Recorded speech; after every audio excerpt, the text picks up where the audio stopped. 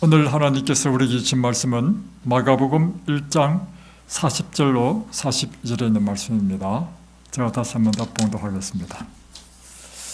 한 나병 환자가 예수께 와서 꿇어 엎드려 간과하여 이르되, 한 나병 환자, 옛날 말로는 문둥병이라 하죠. 문둥병 환자가 예수께 왔습니다. 그리고 꿇어 엎드려서 간구했습니다. 원하시면 저를 깨끗하게 하실 수 있나이다.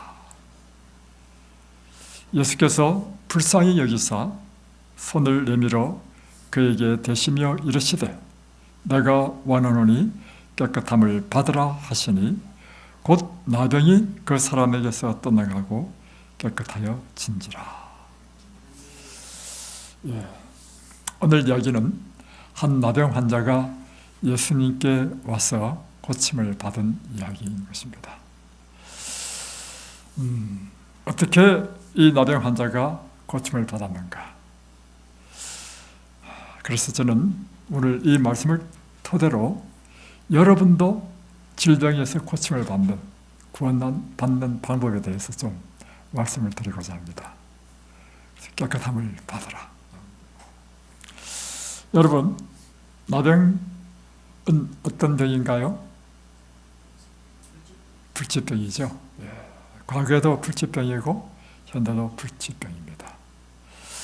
나병은 정말 병 중에도 가장 무서운 병입니다. 왜 그런가 하면 나병이 걸리면 우리의 피가 썩어서 모든 말초신경이 다 죽습니다. 그리고는 모든 피부가 괴사되죠. 나중에는요, 처음에는 문둥병이 눈썹이 휘어집니다. 그래서 그것이 하나의 징조예요. 그러면서 이것이 점점 피부에 이제 일어나는 피부병 중에 하나인데, 말초신경이 죽고 그러면서 나중에는 이 문드러져요. 손가락도 문드러지고 나중에는 발목도 문드러져서 떨어져 나와버려요. 얼마나 끔찍한지. 그래서 대부분의 나라에서는요, 문둥병자는 함께 살지 못하게 합니다. 너무 끔찍해서 별도로 이제 우리나라도 그런 데가 있죠. 소록도라는 데가 있죠. 그래서 이 예수님 당시에도 그런 문둥병자가 참 많았습니다. 그리고 이 문둥병은 그 흉악성 때문에 사람들이 하나님께서 내린 질병이다 이렇게 이야기했고, 하나님의 형벌, 하나님의 손가락이라고 이렇게 표현되어 있습니다. 여기에 한 문둥병이 걸린 사람이 있었습니다. 그는 정말 절망적이었습니다. 그리고 자신의 이 병을 어디서도 고칠 수 없는 속절없는 처지가 되었습니다. 정말 얼마나 정말 고통스러웠을까요? 그런데 그가 어느 날 소문을 듣게 되었습니다. 왜냐하면 예수님에 대한 소문을 들었어요. 나사렛에서 한 30대 청년이 있는데, 이 청년이 어떤 병이든지 이 예수님에게만 오면 예수님께서 병을 고쳐주신다 하는 이야기를 들었습니다. 여러분이 있잖아요. 병자가 되면요, 이런 말에 귀가 번쩍 뜨입니다. 그죠? 이 나병 환자의 막 희망이 확 일어났을 거 아니에요. 소망이 막 불같이 일어났습니다. 야, 그렇다면 나도 예수님께 가면 남을 잊겠다. 그런 소망이 불처럼 일어나지 않겠습니까? 그런데 한편으로는 어떤 절망감이 몰려오느냐 하면, 이런 절망감이 몰려왔습니다. 나는 다른 병과 달라. 나는 하나님으로부터 저주받은 질병이야. 그리고 내가 네 병을 고쳐보려고 제사장에게 몸을 보였을 때 제사장도 나를 저주의 선을 했어. 내가 어떻게 예수님께 나갈 수 있지? 예수님도 이전에 제사장들처럼 나에게 저주를 선언하지는 않을까? 또 한 가지는 이것이 문제였습니다. 나병 환자들은 사람들과 가까이 가면 안 됩니다. 왜냐하면 전염성이 너무 강하기 때문에, 그리고 그 흉측성 때문에. 그래서 구약 성경에 보면 스스로 사람들이 자기에게 가까이 오면 내가 문둥병자라는 것을 알려야 했습니다. 그래서 나는 부정하다 이런 말을 하도록 했습니다. 그러니까 나는 부정한 사람이니 내 가까이 오지 말라는 것입니다. 이런 부정한 사람이 어떻게 사람들이 있는 그곳에 내가 갈 수 있냐는 거죠. 그러니까 두 가지 관점에서 나병 환자는 절망했습니다. 하나는 자신의 부정함으로 사람들에게 갈 수 없고, 두 번째는 나는 하나님으로부터 저주받았는데 예수님이 이런 사람도 받아주실까 하는 것에 대한 염려였습니다. 그런데 여러분, 이 나병 환자에게는 다른 방법이 없는 것입니다. 그래서 자기가 곰곰이 생각해 봤습니다. 그가 들은 소문들을 다시 한번 더 기억해 볼 때 예수님에게는 사람들을 차별하지 않더라. 예수님에게는 각양 어떤 질병이든지 그분은 다 받아주시더라. 그러면 나도 하나 예수님께서 받아주시지 않을까, 이런 희망이 일어난 것입니다. 그리고는 나에게는 이 방법밖에 없어. 나는 그에게 가야 되겠다. 이런 단호한 결심을 하게 됩니다. 어느 날 예수님이 자기가 사는 그 근처로 오신다는 소문을 듣게 됐습니다. 그래서 이 나병 환자는 희망이 부풀어가지고 사람과 가까이 있으면 안 되니까 멀찌감치 산 위에서 예수님께서 하시는 것을 지켜보게 되었습니다. 예수님의 하시는 그 말씀이 언뜻 그의 귀에 들려왔습니다. 그리고 설교를 하시다가 예수님께서는 그 가운데 병자들, 소경, 또 다리 불편한 사람, 여러 가지 질병을 갖고 있는 사람들이 예수님께서 그 위에 손을 안수하시고 고치시는 장면을 직접 목도했습니다. 그러니까 이 나병 환자의 마음에 소망이 더 불같이 일어나는 것입니다. 자기도 모르게, 여러분, 열망이 너무너무 강하면 눈에 보이는 것이 없습니다. 자기도 모르게 주변을 다 잊어버렸어.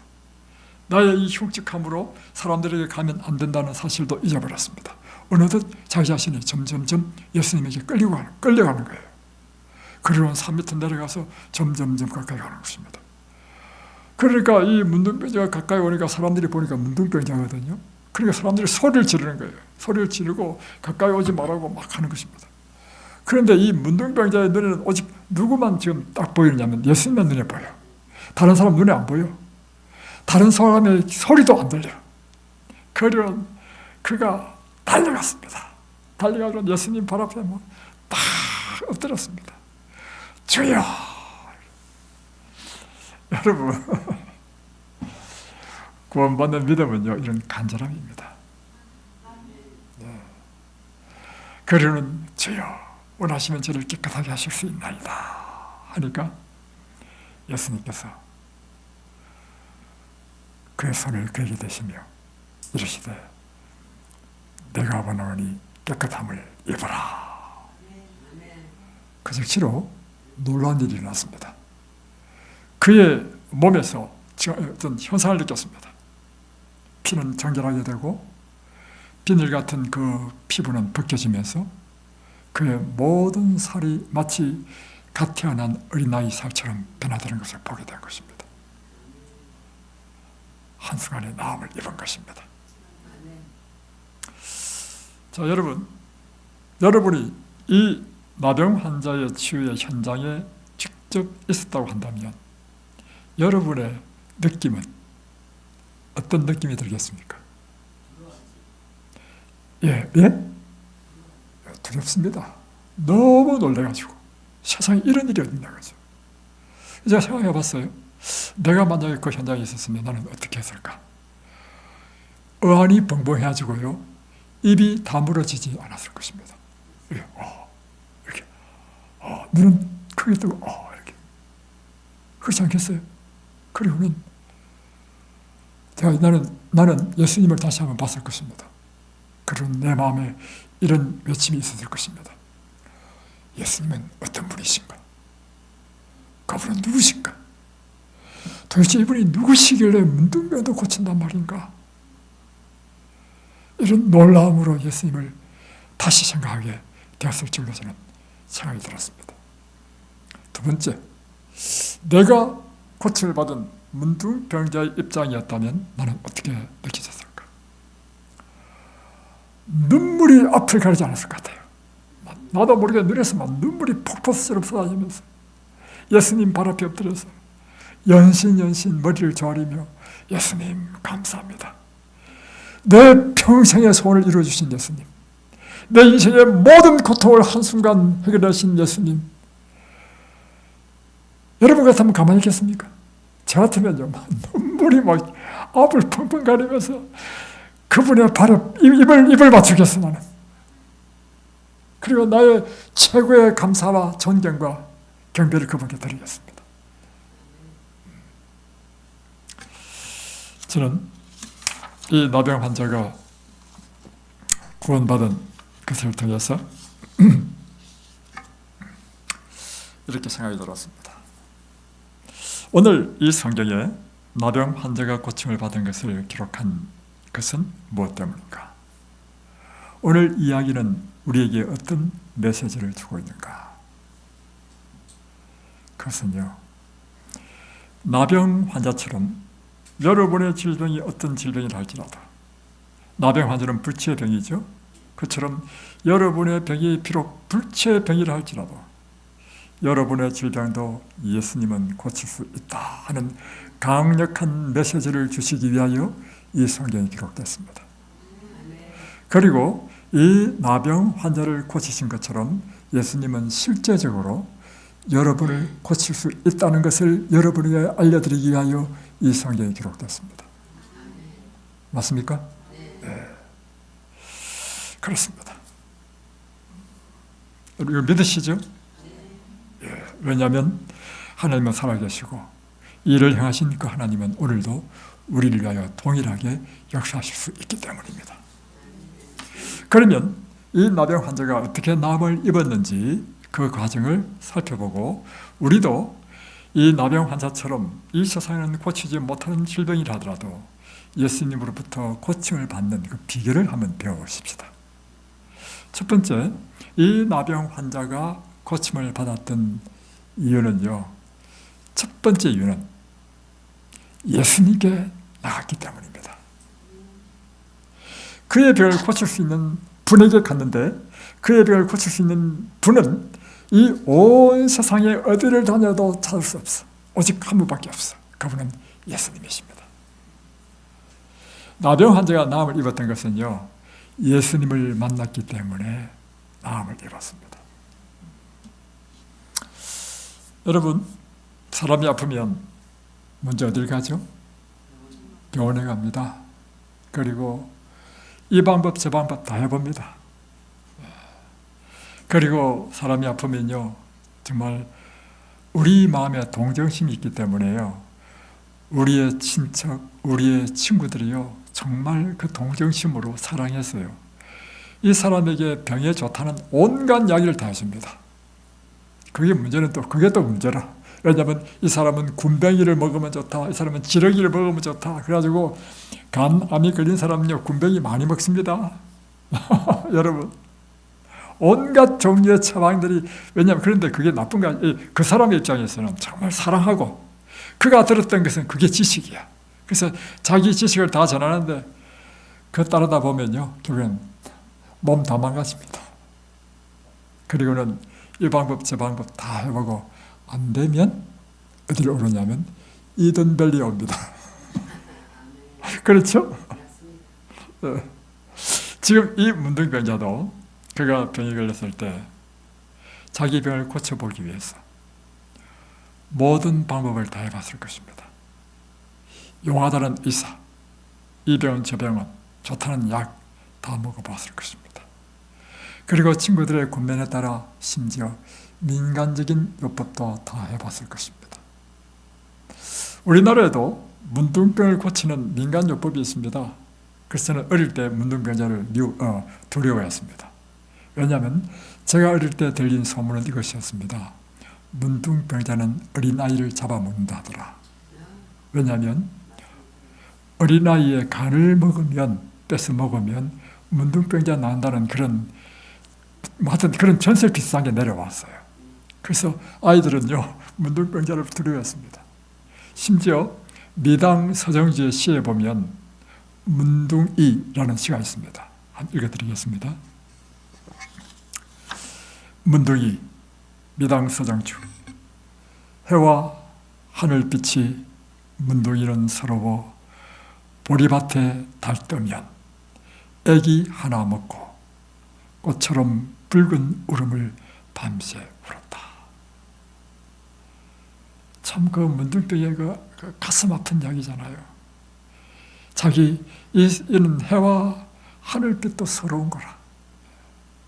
그 인생이 이런 불치병이 걸리니 우리는 화사한 이 햇볕이 비치면 얼마나 정말 기쁘고 이렇습니까? 그러나 처지가 완전히 반대인 사람에게는 이 날씨가 화사할수록 서러워지는 거라. 그래서 그 별나 보려고 그도 밤중에 보리밭에서 애 하나를 잡아먹었다는 것입니다. 아이고. 그렇지만 그 마음에 얼마나 슬픔이 있겠어요. 꽃처럼 붉은 울음을 밤새 울었다. 여러분 그래서 건강하셔야 됩니다. 이곳에서 여러분 하셔야 될 일이 뭐냐면 건강은 우리 인간에게 주신 하나님의 최고의 축복이다. 여러분 이곳에서 건강의 원칙을 철저하게 배우시고 그리고 나가서는 그 건강의 법칙대로 사셔서 평생 건강한 삶을 살게 되시길 바랍니다. 그런데 이 문둥병자도 그렇게 했다는 것입니다. 물론 애는 안 잡아먹었겠죠. 왜냐하면 이스라엘은 그런 전설이 없으니까. 그러나 그가 해볼 수 있는 일을 다 해봤지만 모든 것이 무효였습니다. 그럴 때 그에게 희소식이 들렸습니다. 바로 예수님은 어떤 등이도 고친다는 희소식을 들은 것입니다. 그래서 그는 모든 절망을 딛고 예수님께 나갔습니다. 그리고 예수님 발 앞에서 요청합니다. 예수님, 주님께서 원하시면 저를 깨끗하게 하실 줄로 믿습니다. 하니까 예수님께서 문둥병자에게 손을 대셨습니다. 이거는요 놀라운 일이에요. 그리고는 말씀하시기를 내가 깨끗함을 입어라 하니까 그 즉시로 깨끗함을 입었습니다. 여러분이 불치병으로부터 나음을 입을 수 있는 유일한 비결은 무엇이라고요? 예수님에게 나가는 것입니다. 성경에 많은 사람들은 인생의 위기를 만날 때 하나님께 나갔습니다. 그리고 부르짖었습니다. 하나님께서는 그들을 만나주시고 그들의 부르짖음에 응답하셨습니다. 그리고 놀라운 기적을 행하셨습니다. 그것이 이 성경의 이야기입니다. 히스기야가 병들었습니다. 그가 벽을 향해서 통곡하며 하나님께 기도했을 때 하나님께서는 그의 기도를 들어주셨습니다. 그래서 그의 년수를 15년을 더해 주셨습니다. 이것이 성경의 이야기인 것입니다. 동일하게 오늘 역시 우리 인생의 고난과 어려움을 당했을 때 우리는 누구에게 가야 된다는 것입니까? 예수님에게. 그리고 우리의 사정을 말하고 하나님의 은혜를 간구하십시오. 하나님은 우리에게도 동일하게 능력을 행하시고 은혜를 베푸신다는 약속이 이 성경에 기록된 문둥병자를 예수님께서 고치셨다는 이야기는 바로 우리도 고쳐주신다는 하나님의 약속인 것입니다. 시편 121편에 보면 이렇게 기록하고 있습니다. 내가 산을 향하여 눈을 들리라. 나의 도움이 어디서 올꼬? 나의 도움이 천지를 지으신 여호와께로서다. 여러분, 이 구약 성경의 모든 사람들도요 우리와 같은 똑같은 삶을 살았습니다. 그들이 인생을 살면서 우리가 겪는 고난과 어려움과 질병과 이런 경험을 다 경험한 사람들이었습니다. 그리고 그의 문제를 해결하기 위해서 인간적인 방도 그가 할 수 있는 일을 다 해본 사람들이었습니다. 그래서 이 성경의 이야기가 우리에게 감명을 주고 동감을 주는 이유는 뭐냐면, 비록 시대는 다르지만 그들도 우리와 같은 인생을 살았고, 그들도 우리와 같은 문제를 당면했고, 그들도 이 문제를 해결하기 위하여 우리가 했던 것처럼 인간이 할 수 있는 일을 다 해봤다는 것입니다.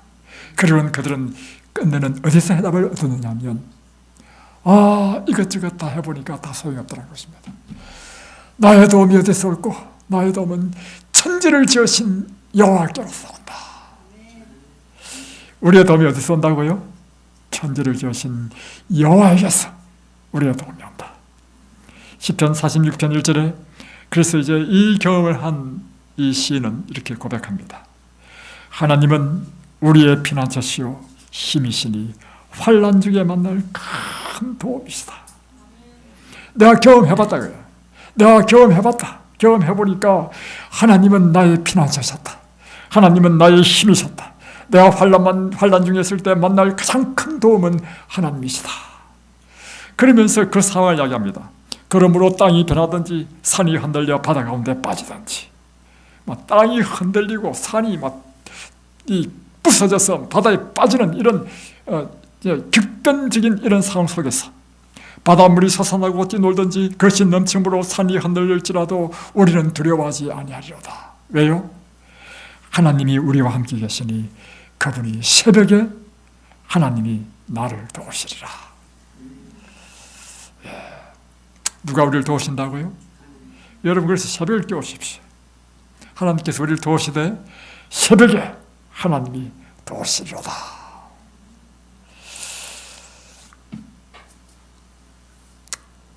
그러나 여러분, 하나님이 우리를 도우시는데요, 여러분이 반드시 명심해야 될 것이 있습니다. 자, 이 문둥병자는 예수님이 그때 이 땅에 계셨기 때문에 바로 직접 예수님을 만나는 즉시로 나음을 입었죠. 구원을 얻었죠. 그러나 지금 이 시대는 예수님이 지금 우리 눈으로 보이는 분으로 계시지 않습니다. 그래서 구약 성경 시대도 마찬가지입니다. 구약 성경의 인생들과 우리도 똑같아요. 어떤 점에서 그러냐면, 하나님이 예수님처럼 이렇게 딱 진짜 이 땅에 오셔가지고 만날 수 있으면 그 즉시로 문제가 해결돼. 그러나 계시지 않아. 그래서 우리의 문제를 가지고 하나님께 간구하고 간구했는데도 불구하고 그 즉시로 응답을 주시지 않을 때 일어나는 우리 마음의 고통과 범일이라는 것입니다. 그래서 시편을 보면 바로 여러분도 마찬가지잖아요. 내 인생에 문제를 당했는데 하나님에게 밖에 나는 인생에 답이 없고, 그래서 하나님께 나가서 하나님께 간구했는데 내가 원하는 것은 그 즉시로, 그래, 이 눈이처럼 한순간에 막 갑자기 변화가 일어나고 병이 쫙 나버리고 막 암이 다 없어져버리고 이러면 얼마나 좋습니까? 근데 실제적으로 우리는 그런 일이 안 일어나. 그럴 때 사람들은요, 흔들리기 시작합니다. 자, 그래서요, 시편에도 바로 그렇게 하나님께 구했는데 즉각적인 응답을 얻지 못함으로 인해서 갈등을 일으키는 모습이 기록되어 있습니다. 시편 42편. 내 영혼아, 내가 어찌하여 낙심하며 어찌하여 내 속에서 불안해하는가? 왜 하나님 앞에서 낙심하고 불안해합니까? 내가 하나님을 의지하고 믿고 그분께 구했는데 응답이 속히 임하지 않아. 응답이 임하지 않으니까 불안한 거야. 내 마음이 불안하고 좀 더 시간 지나니까 아이고, 기도해봐도 소용이 없네 하면서 내 마음이 점점 어떤 상태로 기울어지기 시작합니까? 낙심되기 시작하죠. 자, 오늘 이 말씀 드린 이유가 뭐지 아십니까? 우리 자매님이 얼마나 하나님께 간절히 부르짖는데 그 응답이 빠르지 않아. 잘못하면 낙심될 것 같아. 그래서 자매님을 위해서 준비했습니다. 그런데 보세요. 이 이야기가 자매님 이야기뿐만 아니라 지금 성경에 지금 누가 썼냐면 다윗이 썼습니다. 다윗조차도, 다윗은 어떤 사람입니까? 하나님 말씀하시기를 내 마음에 합한 자라 했습니다. 내 마음에 합한 자면 단 한 번만 기도하면 바로 즉각적으로 응답하시고 이럴 것같죠? 다윗도 그러지 않았습니다. 다윗에게도 하나님께서는 그가 낙심이 될 때까지 그래서 다시 시를 쓴 거야. 내 영혼아, 내가 어찌하여 낙심하며 어찌하여 내 속에서 불안해하는가? 너는 하나님께 소망을 두라. 이 말이 뭐냐면 이제 하나님으로부터 소망을 거의 손 놓고 싶은 상태에 있는 거야. 그러니까 자기 자신한테 말하기를 그래도 끝까지 붙잡아. 이 말이야, 이 말. 알겠습니까, 여러분? 누구조차도, 다윗조차도 두려워하지 말라. 이사야 41장에는요 하나님께서 직접 말씀하십니다. 두려워하지 말라. 내가 너와 함께함이라. 놀라지 말라. 나는 내 하나님이 됨이라. 자매여, 두려워하지 마십시오. 하나님이 그대와 함께 하십니다. 놀라지 마십시오. 그분은 바로 자매님의 하나님이 되시기 때문입니다. 내가 너를 굳세게 하리라. 참으로 너를 도와주리라. 참으로 나의 의로운 오른손으로 너를 붙들리라.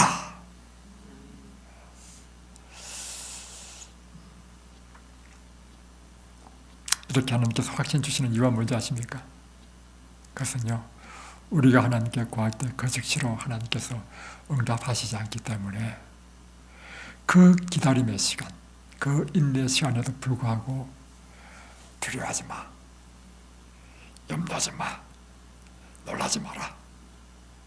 내 너희들 다 듣고 있다. 내가 너를 붙들어 주겠다. 예레미야 32장 27절에는 또 이런 약속을 주십니다. 나는 여호와다. 모든 육체의 하나님이다. 내게 어찌 능치 못한 일이 있겠느냐. 오늘 하나님께서는 끊임없이 우리에게 뭘 주십니까? 나는 너의 하나님이야. 나 이런 능치 못함이 없어. 끝까지 소망을 놓지 말고 붙들라는 것입니다. 그대가 구원받는 첫 번째 방법은요, 이 나병 환자처럼 능치 못하심이 없으신 주님께 나오는 것입니다. 그리고 그 필요를 간구하는 것입니다. 주여, 원하시면 저를 깨끗게 하실 수 있나이다. 그런데 간구하되 응답을 받을 때까지 낙심하지 말고 끈질기게 간구하라고 하는 것입니다.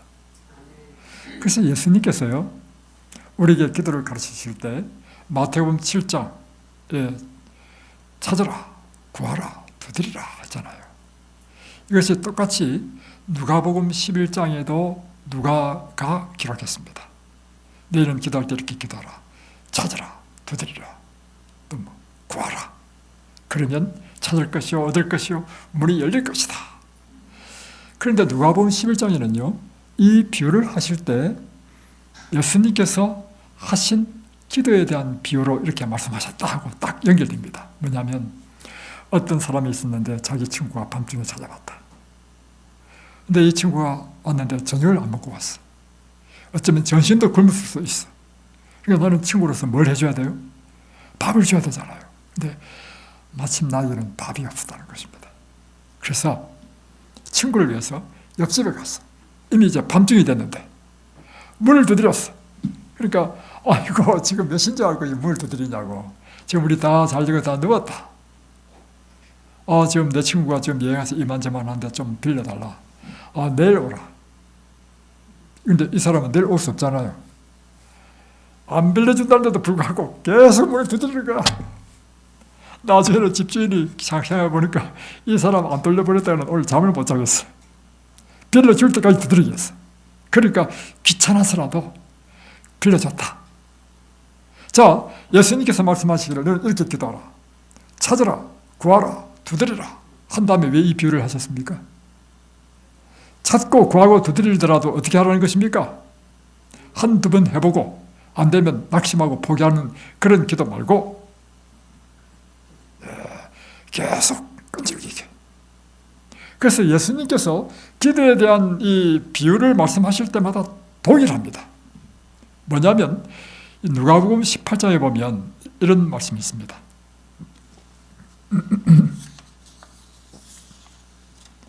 요한 10호점에 보면 항상 기도하고 낙망하지 말아야 할 것을 저에게 비유로 말하되, 그러니까 우리가 어떻게 해요? 기도하더라도 항상 기도하고 또 뭐 하지 말아야 된다는 것입니까? 낭만하지 말아야 될 것을 비유로 말씀하시다. 그래서 한 동네에 불의한 재판관이 있었는데 그 도시에 한 과부가 있었다. 그 과부가 자기 억울한 경우를 당했다. 그래서 재판장에 가가지고 이제 자기 사정을 이야기했는데, 재판장이 딱 들어보니까 과부 말이 옳아. 그런데도 불구하고 이 재판관은 불의한 재판관이라. 내가 이 사람 말을 들어줘가지고 별로 생길 게 없어. 이 사람도 과부고 가난한 사람이야. 그러니까 안 들어줬어. 그러니까 이 과부가 어떻게 했습니까? 그 다음날 또 가. 이번에는 재판장이요, 인격 모욕을 팍 시켰어요.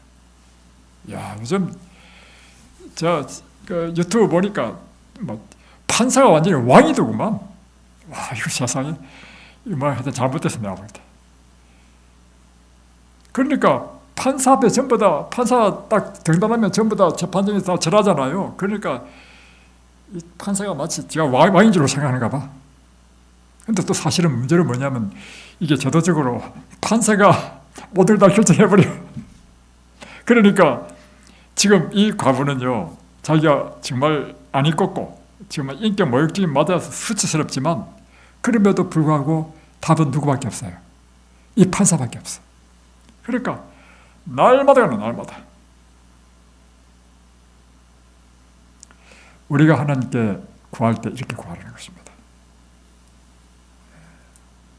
나중에 판사가요, 와, 이 과부를 소원을 안 들어줬다가는 내가 이제는 못 살겠다. 그래서 소원을 들어줬다는 거 아닙니까? 여러분이 하나님께 어떻게 하라고요? 기도는 이렇게 하는 것이다. 여러분, 이럴 때 이제 바로 이 구약 성경의 인물들도요, 이렇게 이제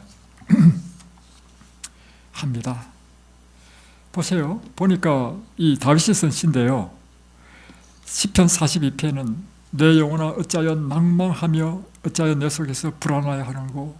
그러니까 하나님을 믿고 그분께 구해도 이루어지지 않으니까 나중에는 낭만까지 되었다. 그리고 시편 44편은 주여 깨소서 어찌하여 주무시나이까. 그러니까 내가 기도해도 응답이 안 되니까 주무신 것 같아, 하나님. 그러니까 주님 일어나십시오. 왜 주무십니까? 이 뜻이에요. 일어나시고 우리의 영영이 부리지 마소서. 어찌하여 주의 얼굴을 가리시고 우리의 고난과 압제를 잊으시나이까. 이게 여러분 구약 성경의 위대한 인물 다윗이십니다. 그러니 여러분이 한두 번 기도하다가 포기하시겠습니까? 아니죠. 다산히 명심하십시오. 다음에 시편 6편 6절에는 내가 탄식함으로 피곤하여 밤마다 눈물로 내 침상을 띄우며 내 요를 적신나이다. 자기의 억울한 사정으로 인하여 날마다 눈물을 흘리고 기도하는데 기도 응답이 없어. 그러니 이 눈물이 얼마나 많이 흘렀는지 자기 침상을 띄웠다. 이 과장법이 너무 심해.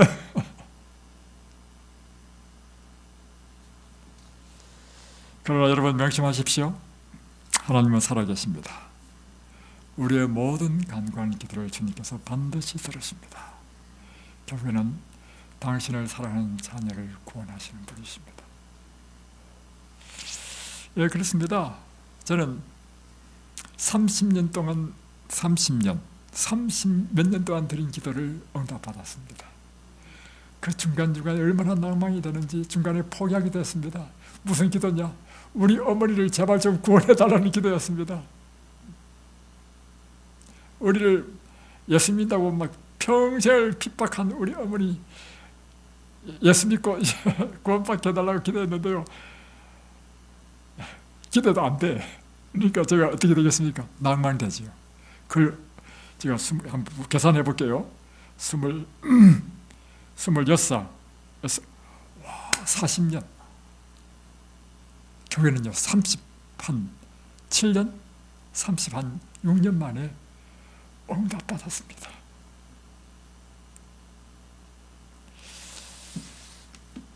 그리고는 그는 이렇게 고백합니다.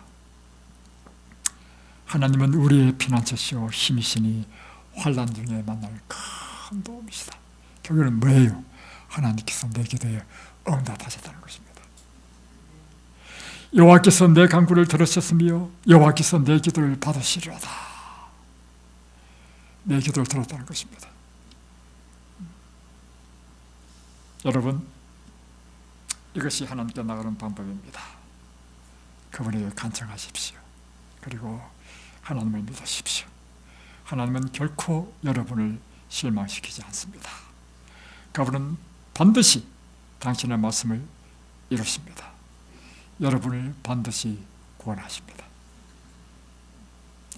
두 번째는 이 나병 환자가 나왔던 것은요, 예수님께 나갔는데 무엇이 그를 구원하게 했냐면 예수님의 긍휼하심 때문에 구원을 얻었습니다. 긍휼이라는 게 무슨 뜻이에요? 불쌍히 여기다는 뜻입니다. 다시 변하면 이제 마가복음 1장 41절에 보면 문둥병자가 원하시면 저를 깨끗하게 하실 수 있나이다 라고 했을 때 그 다음 절에 보면 예수께서 불쌍히 여기사 손을 내밀어 그에게 대시며 이르시되 내가 원하노니 깨끗함을 받으라. 그러니까 예수님께서 이 문둥병자를 고쳐준 가장 근본적인 동인은 무엇인가? 그것은 문둥병자를 불쌍히 여기셨다는 것입니다. 그러니까 여러분, 구약시대는요, 문둥병은 이 부정한 자이기 때문에 문둥병이 접촉한 것조차도 부정해집니다. 그런데 예수님께서 어떻게 하셨냐면 거꾸로 그 부정한 자에게 예수님께서 손을 대셨다. 그 당시에 종교 지도자들은 이해할 수 있는 것이었습니다. 그런데 오히려 예수님이 부정한 자에게 손을 대니까 부정한 자가 정결하게 됐어. 이것은 무엇을 의미하냐면 예수님은요, 부정한 것조차도 정결하게 하시는 분이시라는 것입니다. 그런데 왜 그렇게 하셨는가? 그를 불쌍히 여기셨다. 하나님이 여러분을 구원하시는 이유는 딱 한 가지입니다. 그것은 하나님이 우리를 불쌍히 여기기 때문입니다. 여러분, 하나님께서 저를 불쌍히 여기셨습니다. 여러분, 하나님께서 여러분을 불쌍히 여기십니다. 그래서 하나님은 저를 구원하셨습니다. 동일하게 하나님은 여러분도 구원하십니다. 디도서 3장 5절에 보면 우리를 구원하시되 우리의 행한 바 의로운 행위로 말미암지 아니하고 오직 그의 긍휼하심을 쫓아 하신다 했습니다.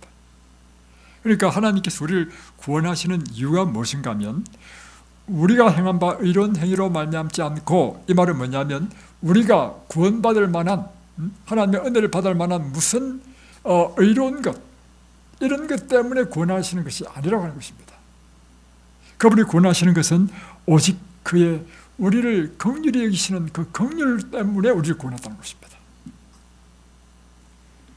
하나님의 구원은 오직 그분의 긍휼로 인해서 구원하십니다. 우리 시편 103편을 한번 펴보십시다. 시편 103편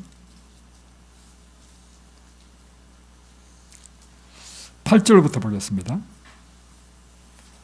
여호와는 긍휼이 많으시고 은혜로우시며 노하기를 대대하시고 인자심이 풍부하시도다. 하나님은 무엇이 많으신 분이라고요? 긍휼이 많으신 분이시다. 그래서 우리에게 은혜를 베푸시고 우리에게 인자를 베푸시는 분이시다. 다음에 10절, 그래서 우리의 죄를 따라 우리를 처벌하지는 아니하시며 우리의 죄악을 따라 우리에게 그대로 갚지는 아니하셨다. 그러니까 우리의 죄를 따라 처벌하시면요, 우리는 구원받지 못합니다. 그래서 하나님께서는 우리의 죄를 따라 처벌하지 아니하시고 우리를 불쌍히 여기셔서 그 긍휼로 우리를 구원하신다는 것입니다. 13절, 아버지가 자식을 긍휼히 여긴같이 여호와께서는 자기를 경외하는 자를 긍휼히 여기시나니.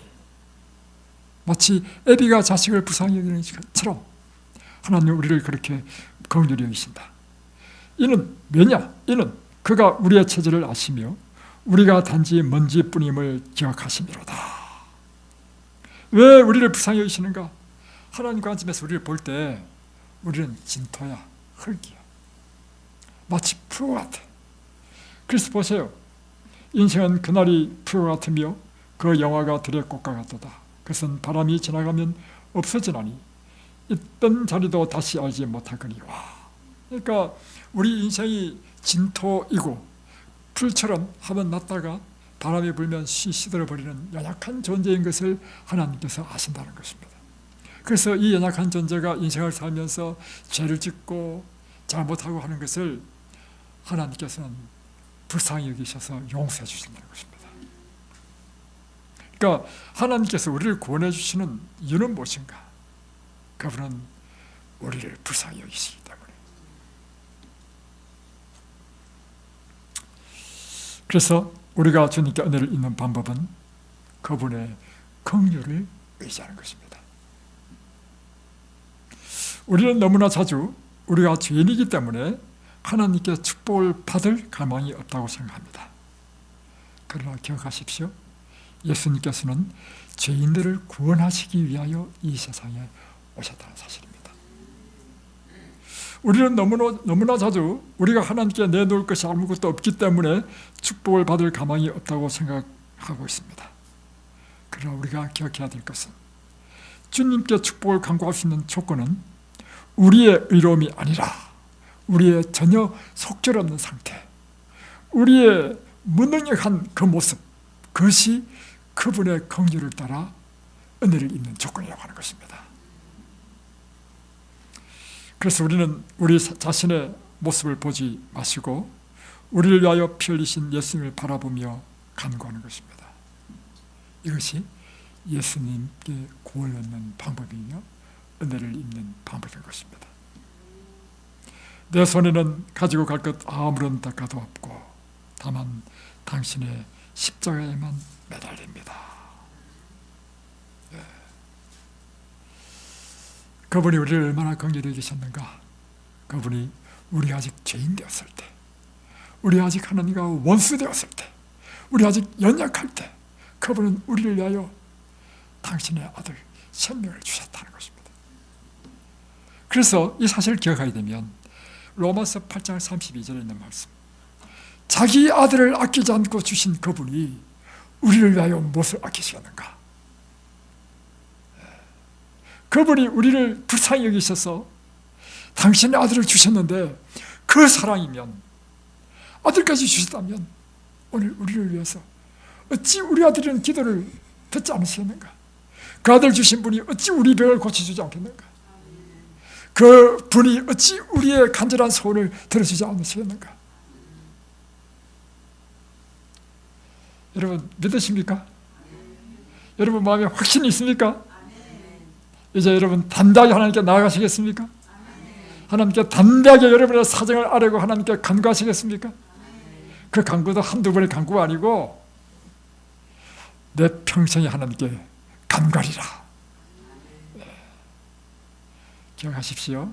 하나님은 긍휼이 많으시고 선하신 분이십니다. 여러분의 기도를 반드시 들으시고 여러분에게 그 마음의 소원을 이루어 주실 것입니다. 내가 원하노니 깨끗함을 입어라. 오늘 예수님께서 여러분에게 하시는 말씀입니다. 기도하겠습니다. 하늘에 계신 우리 아버지, 오늘 저희들에게 예수님의 그 따뜻한 사랑과 동정의 그 긍휼하심, 그것이 오늘 우리의 구원을 이루었다는 사실을 기억할 때 우리가 주님 앞에 가지고 갈 것 아무것도 없지만 우리의 속질 없는 그 상태대로 주님 앞에 나갈 수 있음을 인하여 감사드립니다. 오직 하나님의 긍휼에 의지하여 주님 우리를 구원해 주옵소서. 예수님의 이름으로 기도드립니다. 아멘.